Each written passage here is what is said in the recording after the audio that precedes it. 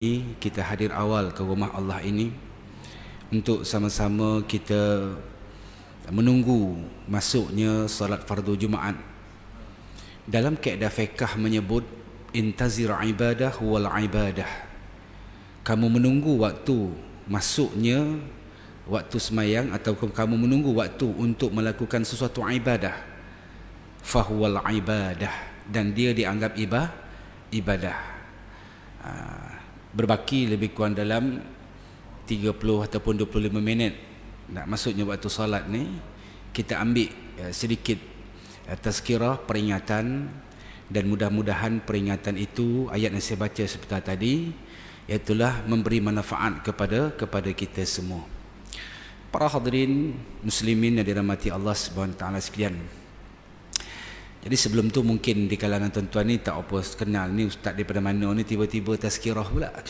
Dan baik, nama saya Muhammad Nizam bin Kamaruzaman. Saya berasal daripada Johor Negeri Sembilan, dan kebetulan ada 3 hari di Terengganu ni ziarahi anak di Mahat Tahfiz di Batu Rakit, dan kesempatan ni ada sahabat-sahabat bagi ruang untuk kita berkongsi ilmu kan pada kesempatan hari ini. Dan sekarang ni bertetap di Bandar Country Home di Rawang. Itulah sedikit. Ni Kang ustaz ni ceramah ni ustaz mana ni? Bukan cakap Ganu ni. Dia cakap belah-belah Kuala Lumpur ni. Baik. Baik para hadirin mati sekalian, berbaki 10 hari ataupun 11 hari daripada sekarang kita akan memasuki tetamu ataupun kita akan didatangi tetamu yang kita tunggu-tunggu, iaitulah yang kita panggil Ramadan, yang kita berdoa sejak daripada bulan Rajab lagi. Allahumma barik fi Rajabi wa Sya'ban wa ballighna Ramadan. Ya Allah, berkatilah aku bulan Rajab, berkatilah bulan Sya'ban, dan sampaikanlah aku bulan Ramadan. Jadi Ramadan ini yang kita tunggu-tunggu, yang selalu ustaz-ustaz duk sampaikan, tutup guru duk ingatkan kepada kita. Sebab walaupun kita dah saban tahun kita menceritakan tentang kelebihan, manfaat apa yang Allah Ta'ala bagi pada Ramadan, tapi bila masuk Ramadan kita cerita balik.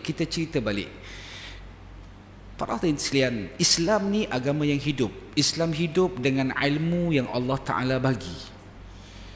Dengan ilmu yang Allah Ta'ala bagi. Sebab itu bila Islam, bila dia bagi kuasa memerintah manusia ni, dia akan jadi hebat. Sejarah dunia melihat bagaimana Islam bila berkuasa, bila Islam menjadi tunjang, bila Islam menjadi tampuk pemerintahan, dia akan jadi kuat. Itu Allah Ta'ala bagi jaminan. Berbeza dengan orang kafir, dia memisahkan di antara Islam dengan kehidupan dunia, ibadat masjid dengan kehidupan dunia, yang kita panggil sekular. Dia bermula daripada revolusi Perancis sekitar tahun 1942.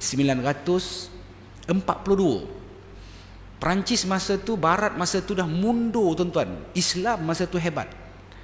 Jadi akhirnya dia memisahkan di antara kegiatan-kegiatan kehidupan manusia sehari-hari dengan gereja pada ketika itu.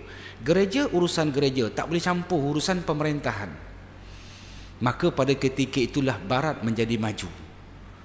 Barat hari ini jadi maju sebab meninggalkan agama. Kita Islam jadi hebat sebab kita mengamalkan agama. Jadi sebab itulah kenapa Islam ni agama yang hidup. Hidup dengan ilmu. Para hadirin yang datang awal hari ini, kenapa kita datang awal? Pasal apa kita datang? Sebab ilmu. Maka sebab itulah kata Imam Asy-Syafi'i, ilmu, sesuatu ilmu itu nak melekat dalam diri kamu, naklah kamu diulang-ulang 1000 kali. Barulah ilmu itu melekat dalam diri kamu. Sebab itu kalau kita dengar kadang-kadang ustaz duk cerita berkali-kali, makna dia tak apa, berkali-kali hingga 1000 kali, bermakna ilmu tu akan melekat dalam diri kita. Mungkin anak tuan-tuan ada belajar ataupun hafaz Al-Quran, cucu kita hafaz Al-Quran. Cuba tanya dia hafaz Quran, dia hafaz 30 juzuk, adakah dia biar macam tu? Tak, dia mesti ulang. 2 hari sekali dia mesti habiskan 30 juzuk. Ulang balik, kalau tidak dia akan hilang dia punya hafazan dia. Begitulah juga dengan kita ilmu, naklah selalu diulang semula supaya kita menjadi sesuatu ibadah yang kita buat tersebut ibadah dengan ilmu, bukan ibadah secara ikut-ikutan. Maka bila kita masuk Ramadan ni, walaupun 10 hari ni kita ulang balik. Selalu disebut apa? Apakah persiapan kita nak bertemu dengan tetamu Ramadan? Tuan-tuan biasa buat kenduri kan? Kita buat kenduri tuan-tuan, buat walimah, mesti kita buat persiapan yang rapi. Begitulah Ramadan ini, apakah bentuk persiapan yang perlu kita buat? Saya cuba berkongsi tuan 3 persiapan. Yang pertama, persiapan kita dengan Allah. Yang kedua, persiapan kita dengan diri kita sendiri. Yang ketiga, persiapan kita dengan agama. Sebab kita, tuan-tuan, diri kita dengan Allah, penghubung diri kita dengan Allah apa dia? Agama.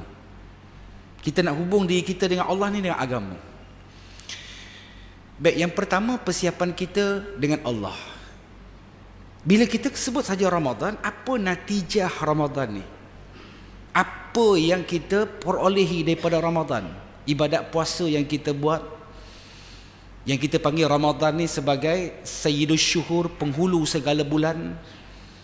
Dan Ramadan dipanggil penghulu segala bulan ni, raja segala bulan ni, kerana ada beberapa sebab.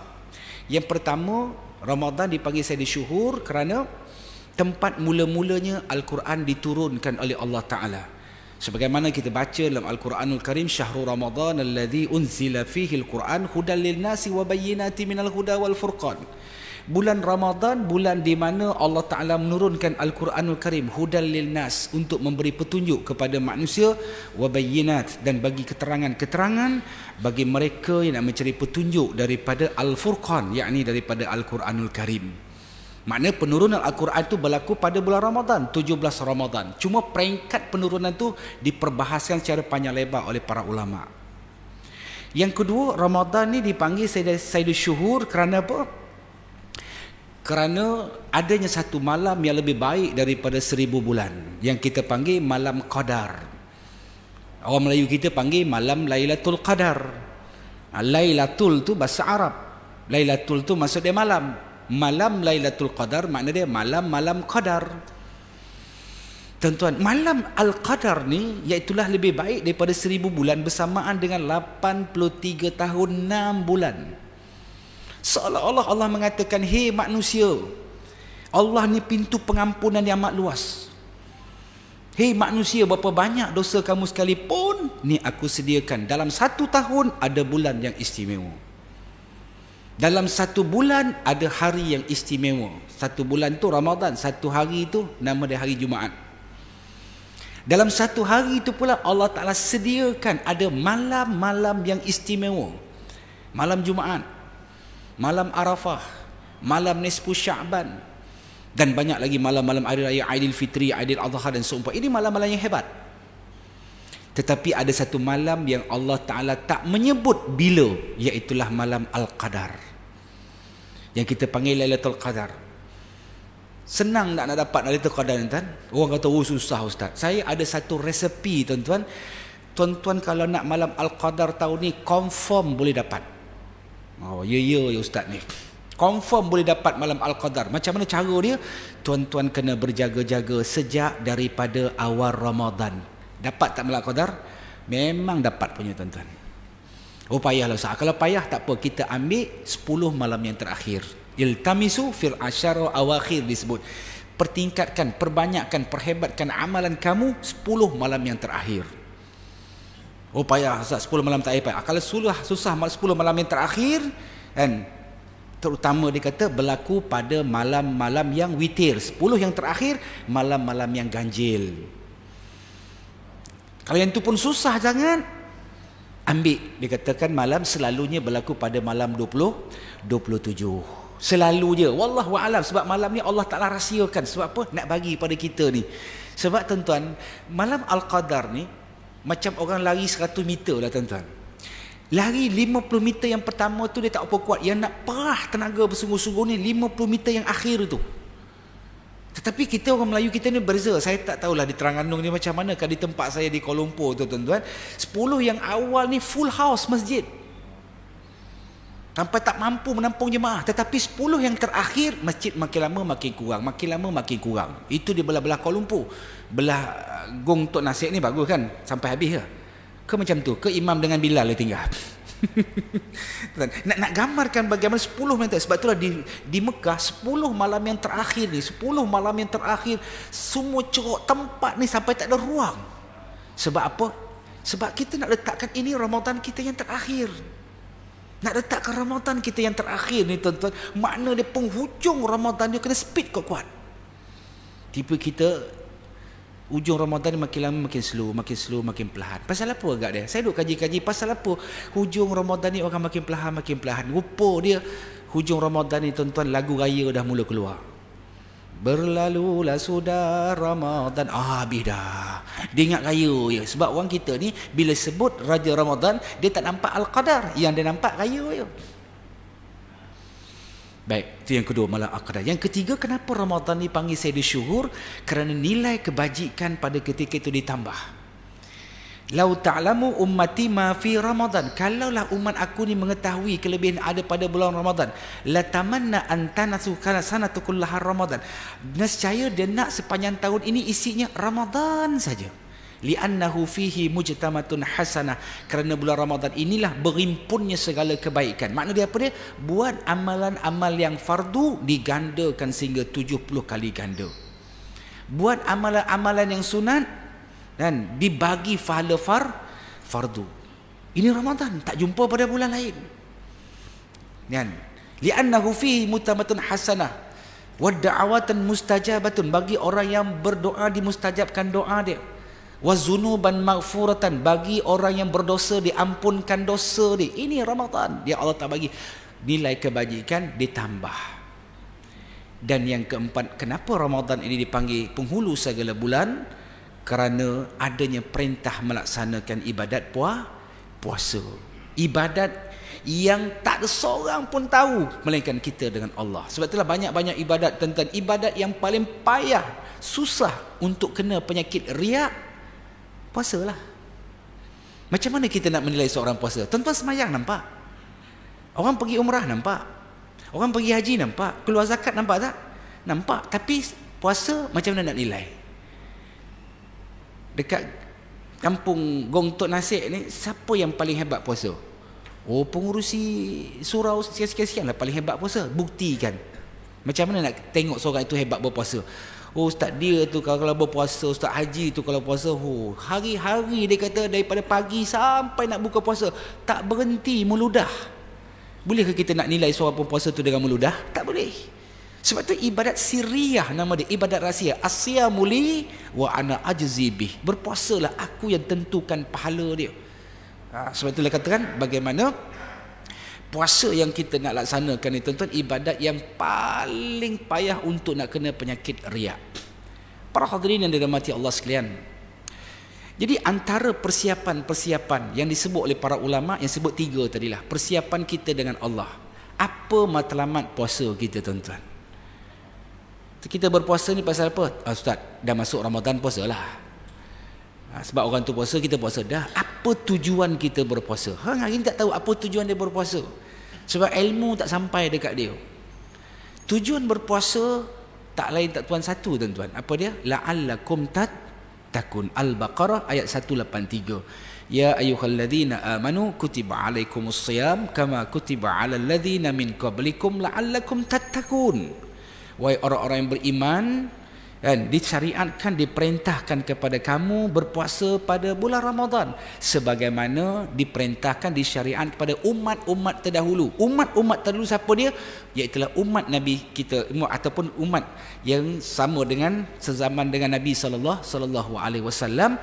Pasal apa kita berpuasa? Mudah-mudahan. Disebut mudah-mudahan la'allakum tattaqun. Kamu menjadi orang yang takut kepada Allah. Sebab itu lebih sebut takwa. Tuan selalu tu imam baca kan. Sekejap lagi tu imam baca, ya ayyuhalladzina amanu taqullaha haqqa tuqatih wa la tamutunna illa wa antum muslimun. Makna dia, bertakwalah kamu kepada Allah. Tiap-tiap Jumaat sebut takwa. Tuan-tuan, saya buat kajian. Bila tanya dekat orang-orang, sama sekali lah tempat-tempat saya mengajar, apa makna takwa? Daripada 100 orang bila tanya takwa, 3 orang yang boleh jawab. Itu pun jawab pun tak habis. Jadi tuan-tuan, apa yang dikatakan takwa tu? Baik, takwa ni kita ambil satu pandangan daripada seorang sahabat merupakan menantu Nabi SAW, Sayyidina Ali bin Abi Talib karramallahu wajhah. Sayyidina Ali menyebut, bila sebut takwa, yang pertama al-khaufu minallah.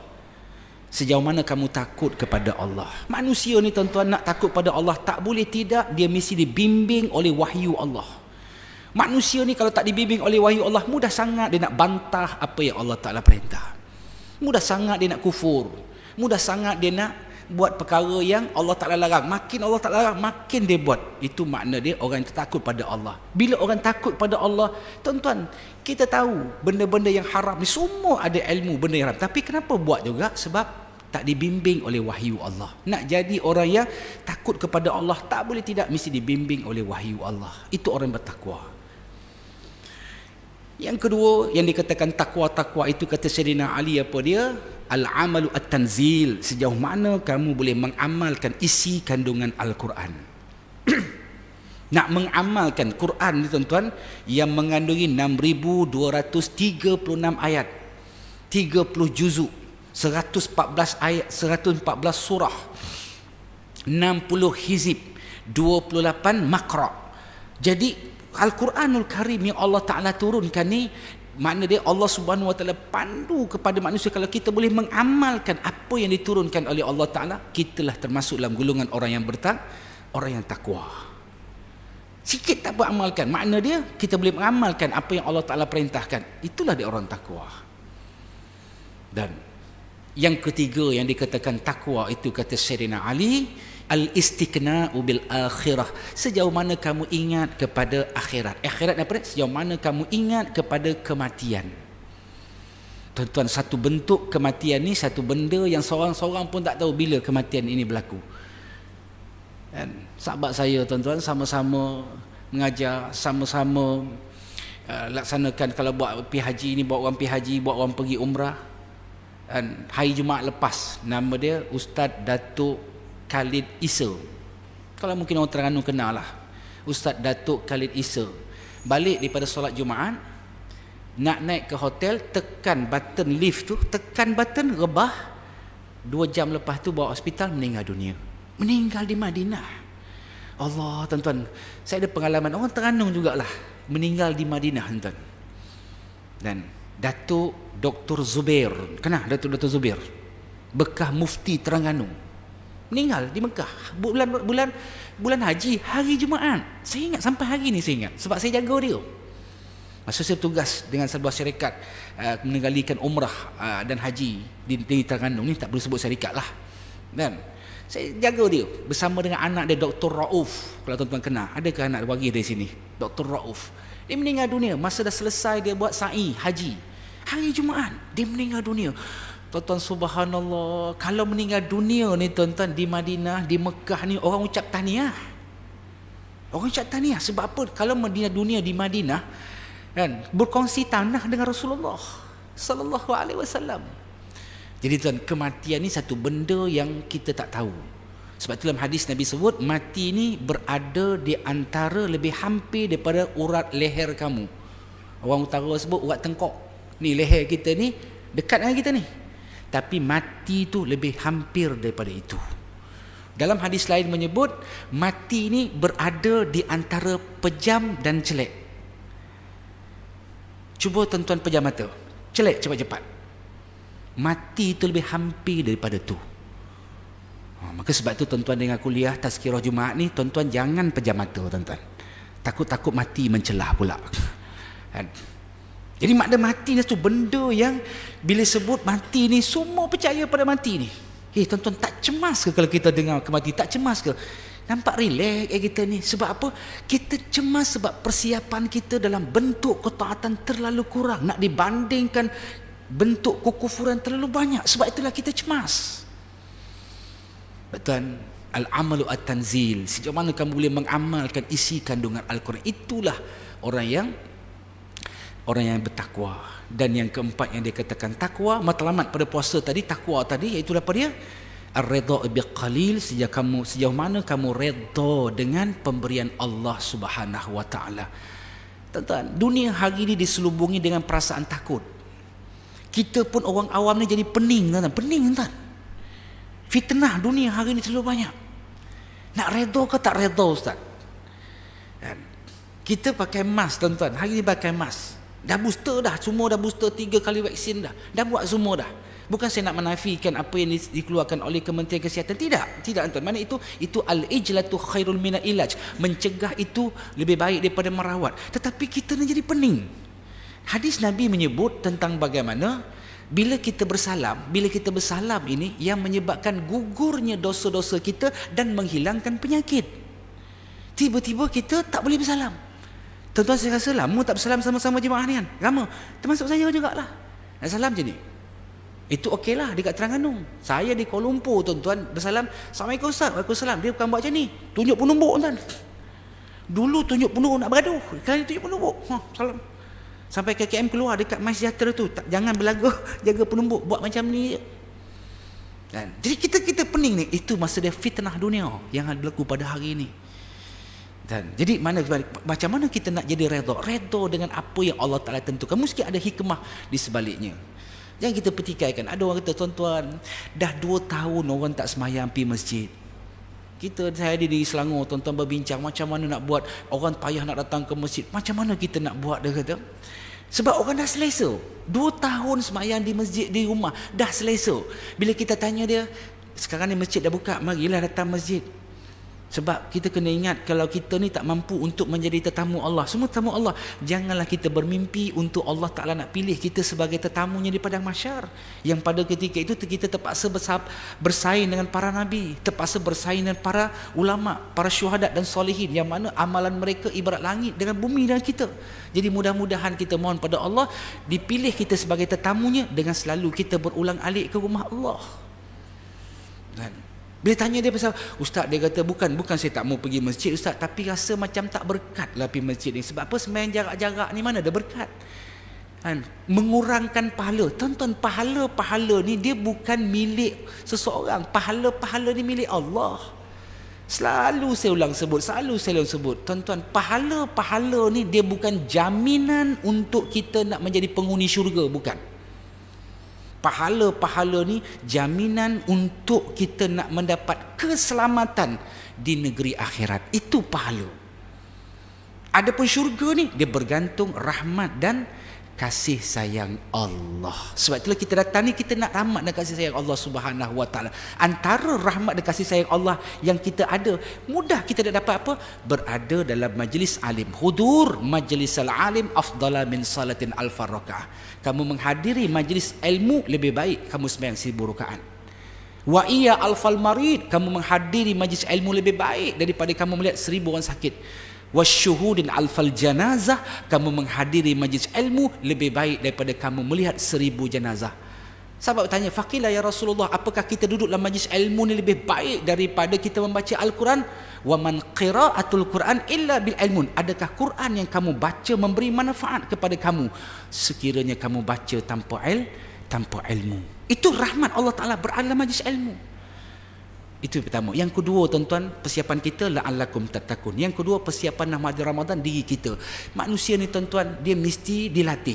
Manusia nak jadi mahir, dia mesti dilatih. Sebab itulah Nabi bulan Sya'ban ni banyak melakukan puasa sunat, banyak melakukan sembahyang sunat, banyak melakukan ibadat-ibadat yang sunat lain. Jadi sebagai latihan pada kita nak masuk Ramadan ni, bermula, tuan-tuan, ada masa ni cubalah kita latih untuk puasa sunat supaya masuk Ramadan kita tak terkejut. Yang kedua, Ramadan ni kita tahu kan ada satu ibadah yang sangat dituntut kita buat, apa dia? Salat tarawih. Salat tarawih kita buat bukan sikit-sikit, tuan-tuan, 20 rakaat. Masjid Gong Tun Nasib 20 rakaat ke 8 ya? Tengok muka-muka tuan-tuan ni 8 ni nampak. Ada orang tanya saya, "Ustaz, yang betul dia apa? 8 betul ke Ustaz? 20 betul ke ataupun macam mana Ustaz dia? Buat 8 pun betul, buat 20 pun betul. Buat 4 pun betul, buat 2 pun betul." Habis itu yang salah yang tak buat. Semua betul. Yang kalau tak buat, pun betul juga, sebab semayang tarawih ni sunat. Apa maksud sunat? Selalu saya ulang sebut, mula hari ni tuan-tuan ubah dan sunat artinya buat dapat pahala, tak buat rugi. Kita selalu kan sunat artinya buat dapat pahala, tak buat tak apa. Itu yang ramai tak buat. Lepas ni kita sebut sunat artinya buat dapat pahala, tak buat rugi. Semayang sunat ba'diyah, sunat kan, buat dapat pahala, tuan-tuan tak buat rugi. Sedekah sunat, buat dapat pahala, tak buat rugi. Baca Quran sunat, buat dapat pahala, tak buat rugi. Berpoligami sunat, buat tak kalau buat buat dapat pahala, tak buat. Yang tu kau jawablah. Itu pahala, makna dia sunat buat dapat pahala, tak buat rugi. Jadi makna dia, sebab tu kita latih diri kita ni buat sedekah dan seumpama dia, sebab Ramadan kita nak buat banyak sunat banyak ni. Dan yang terakhir, Ramadan yang kita nak sambung ni tuan, iaitulah persiapan ketiga, persiapan dengan agama. Apa perlu buat? Ulang kaji balik rukun-rukun dia, syarat-syarat dia, perkara-perkara yang membatalkan, perkara-perkara yang makruh, perkara-perkara yang harus. Ambil satu contoh lah, orang tanya saya, Ustaz, perkara yang membatalkan puasa, apa ni, contoh dia benda yang ada dalam mulut kita ni kan, contoh dia kita berkahak, atau kan kahak dalam mulut kita tuan kan. Kahak ni setakat mana yang boleh kita telan, yang mana tak boleh telan. Kahak kan, mana yang boleh telan, mana yang tak boleh telan. Yang boleh telan ni tuan, yang tak melepasi huruf kha boleh telan. Kha kan, ni kahak ni. Kalau lepas huruf kha tak boleh telan, sebelum huruf kha boleh telan. Faham ke maksud ni? Itu contoh kan. Itu katakan bagaimana tuan-tuan kena buat ulang kaji balik. Barulah puasa kita ni menjadi puasa yang khusus. Kalau tidak, kita bimbang, kita berpuasa apa yang disebut oleh hadis Nabi SAW, kam min sa'imin laisa lahu min siyamu illal ju' wal atash. Berapa ramai yang berpuasa tapi tak dapat apa-apa manfaat melainkan lapar dan dahaga. Kita tak mahu termasuk dalam golongan orang yang disebut oleh Nabi sallallahu alaihi wasallam. Jadi para hadirin yang dirahmati Allah sekalian, jadi saya rasa sekarang itu dulu sebagai bahan tazkirah kita sebelum kita mendengar khutbah Jumaat pada hari ini. Jadi mudah-mudahan apa yang saya kongsikan, kita kongsikan bersama pada hari ini ada manfaat insya Allah Ta'ala, terkasar terkurang kelemahan dan kedhaifan ilmu saya sendiri. Saya minta ampun kepada Allah dan minta maaf kepada tuan-tuan sekalian. Jadi tuan, sebelum saya berhenti setengah minit, saya minta izin untuk sikit laluan iklan. Saya